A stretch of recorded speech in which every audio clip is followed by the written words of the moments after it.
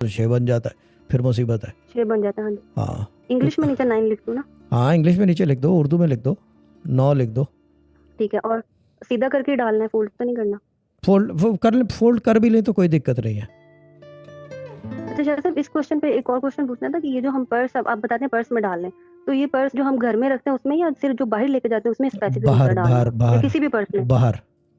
ठीक घर वाला पर्स जो है ठीक आप ठीक। कितना उठा के फिरते हो घर में? अब आप ईमान खान तो हो नहीं कि पूरा पर्स जो है जेवर समेत और कैश जितना है घर का वो साथ साथ लेके जाती है हर जगह। वहाँ भी लेके जाती है जहाँ जेनेट प्याज काटती है, उसकी आदत है, वो कहती है कि मैं किसी को मैं छोड़ूंगी नहीं कहीं पे, तो वो साथ साथ लेके फिरती है पूरे घर में हर जगह। मेहमान भी आते हैं तो वो अपना बड़ा बैग ना उठा के फिरती है, एक आदत होती है आदमी की। ईमान खान वाट लग गई, सॉरी वही नजर जो नजर आ गया वो गया, ठीक है ना। तो वो जो है वो ये बाहर वाला पर्स काम करता है, क्योंकि वो जो है हवा ठीक में ठीक फिजा ठीक। में जाता है, धूप लगती है, हवा लगती है, पानी लगता है, मट्टी लगती है। That number will interact hmm with all the elements of this universe the way you are interacting. Hmm और दूसरी चीज़ ये है कि क्योंकि वो जो है हवा से झूलता है, आप उसको साथ साथ लेके रखते हम्म हो, पैरों में ऊपर नीचे हिलता है, तो वो हम्म एनर्जी क्रिएट करता है। जो घर में रखा हुआ पर्स है वो तो हम्म। ईमान खान के पर्स की तरह है कि बिल्कुल घर के अंदर वो, लेकिन वो घर के अंदर ही उसने वो इफेक्ट पैदा किया हुआ है उस सामान के साथ ना।